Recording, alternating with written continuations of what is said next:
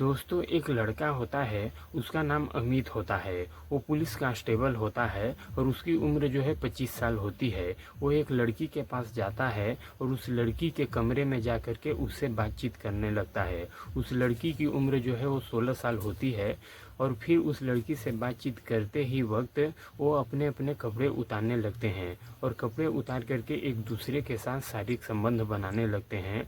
अमित जो है वो उस लड़की के साथ 2 बार शारीरिक संबंध बनाता है और 2 बार बनाने के बाद वो थक जाता है, फिर वहीं पर सो जाता है। और वो लड़की जो है वो अमित से कहती है कि मुझे और मन कर रहा है, मेरे साथ और शारीरिक संबंध बनाओ। फिर बार बार लड़की के जिद करने पर अमित जो है वो एक बार फिर से उस लड़की के साथ शारीरिक संबंध बनाता है, लेकिन वो लड़की जो है फिर से कहती है कि मेरे साथ और शारीरिक संबंध बनाओ।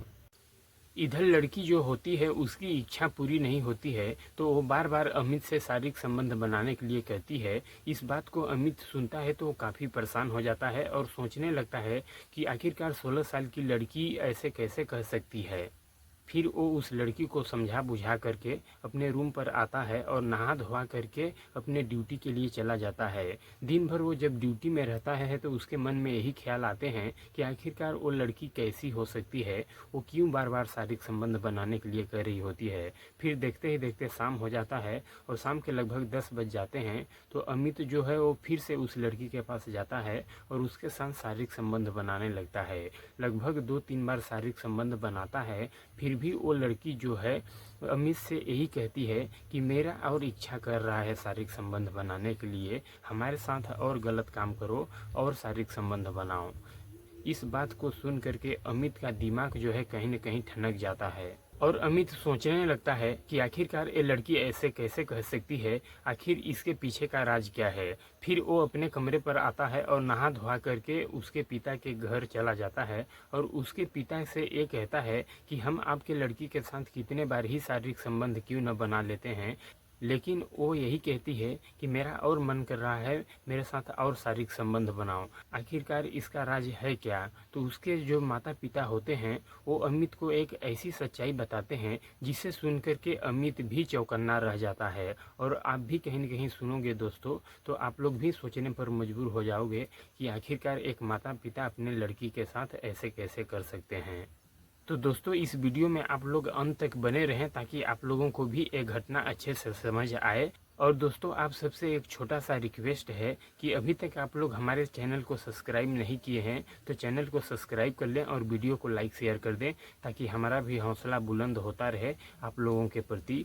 आप सबको नमस्कार, हम संतोष कुमार, आप देख रहे हैं संतोष क्राइम सफ़र। तो दोस्तों, आज की जो सच्ची घटना है वो है बिहार प्रदेश की। बिहार प्रदेश के एक शेखुपुरा गांव में संदीप नाम का व्यक्ति अपने पत्नी और 5 बेटियों के साथ अपने परिवार का पालन पोषण कर रहा होता है। संदीप घोष के पास खेतीबाड़ी का काम होता है, वो खेतीबाड़ी से ही अपने परिवार का जीवन यापन कर रहा होता है। संदीप घोष जो है उसका कोई भी बेटा नहीं था, केवल 5 बेटी ही थी। दोस्तों, मार्च का महीना होता है और होली का दिन रहता है। संदीप घोष की बड़ी बेटी निशा, जिसका उम्र 16 साल है, वो अपने सहेलियों के साथ बाहर होली खेल रही होती है और शाम के करीब 4 बजे के आसपास वो होली खेल करके अपने घर आती है और बाथरूम में नहाने के लिए चली जाती है। जैसे ही निशा बाथरूम में जाती है तो उसके घर 3 बदमाश आ जाते हैं और उसके माता पिता को बांध लेते हैं और वो बाथरूम में चले जाते हैं। फिर निशा के साथ वो गलत काम करने लगते हैं और निशा का वीडियो भी बना लेते हैं। और उधर निशा की जो 2 छोटी बहनें होती हैं वो देखती हैं कि घर में बदमाश घुस आए हैं तो वो बाहर जाती हैं और शोर शराबा करती हैं, तो बाहर के लोग आते हैं और उन बदमाशों को पकड़ लेते हैं। फिर दोस्तों, लोग नज़दीकी थाने में फ़ोन करते हैं और जब थाने वाले आते हैं तो उन बदमाशों को गिरफ्तार कर लेते हैं। और उसी थाने वालों में से एक अमित नाम का लड़का यंग होता है, उसकी उम्र 25 साल होती है और वो कांस्टेबल होता है। वो जब निशा को देखता है तो वो निशा को देखते ही मोहित हो जाता है और निशा जो है देखने में काफ़ी खूब सुंदर थी। और जब अमित देखता है निशा को तो वो उसे पसंद कर लेता है और उससे प्यार करने लगता है। फिर जो है अमित उन बदमाशों को लेकर के थाने जाता है और थाने में उन बदमाशों से पूछताछ करता है कि आखिरकार तुम लोग निशा के साथ ऐसा क्यों कर रहे थे। फिर अमित जो है उन बदमाशों का मोबाइल लेता है और उन बदमाशों के मोबाइल में से निशा का जो गलत तस्वीरें था उसे डिलीट करवा देता है और उन बदमाशों को जेल भेज देता है। दोस्तों इधर अमित अब जो है वो पुलिस स्टेशन में तो रहता है लेकिन उसका पुलिस स्टेशन में मन नहीं लगता है। उसके दिमाग के अंदर खाली निशा के तस्वीर घूम रहे होते हैं और निशा के खूबसूरती के बारे में वो बार बार सोचता रहता है और वो अपने मन ही मन सोचता है कि हम निशा के साथ शादी करेंगे। फिर देखते ही देखते 14-15 दिन का समय गुजर जाता है। फिर अमित एक दिन निशा के घर आ जाता है और उसके माता पिता से मिलता है और कहता है कि हम तुम्हारे बेटी के साथ शादी करना चाहते हैं। इस बात को सुन करके निशा के माता पिता भी कहीं न कहीं खुश हो जाते हैं, पर वो कहते हैं कि हमें एक दिन का समय चाहिए, इसके बारे में हम सोच करके कल बताएंगे। फिर इधर अमित जो है दोस्तों वो दूसरे दिन निशा के घर चला जाता है और उसके माता पिता से पूछता है कि आखिरकार आप लोगों का क्या राय मशवरा है।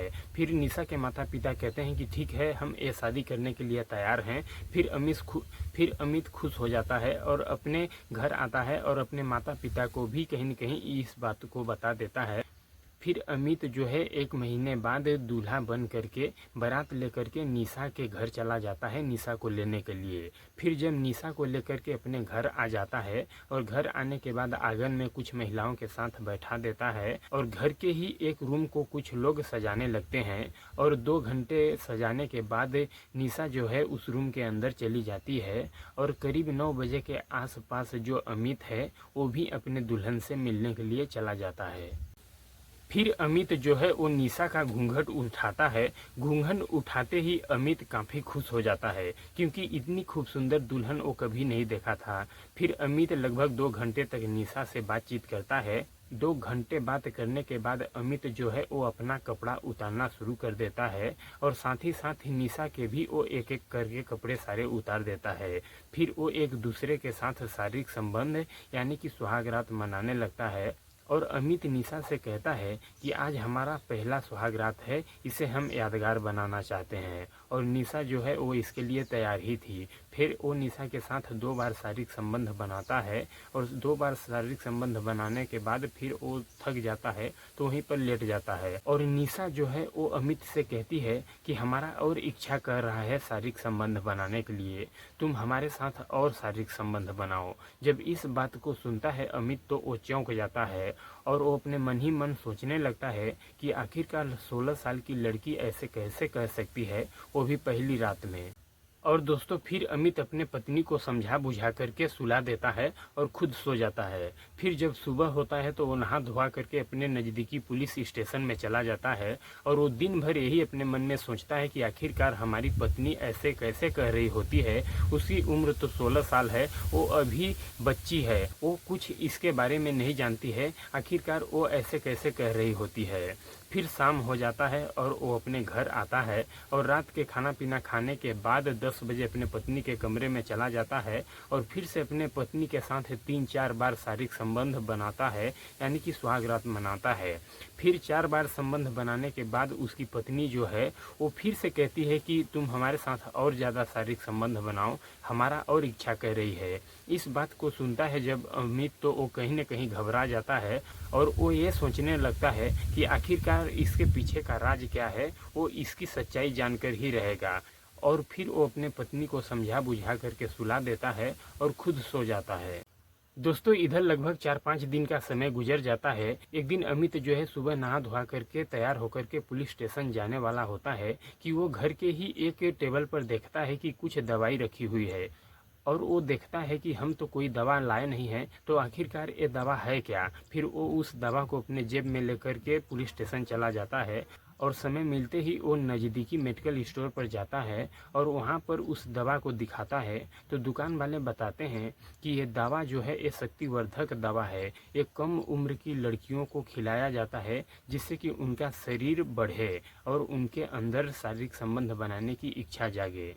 ये दवा अक्सर कोठों पर खिलाया जाता है लड़कियों को। आखिरकार जब अमित को इस तरह की बातें मेडिकल स्टोर वाले बताते हैं तो अमित जो है कहीं न कहीं समझ जाता है कि आखिरकार हमारी पत्नी क्यों बार बार हमारे साथ शारीरिक संबंध बनाने के लिए कहती है। जब उसके साथ हम 2-3 बार बना लेते हैं फिर भी वो क्यों कहती है कि हमारे साथ और ज़्यादा शारीरिक संबंध बनाओ।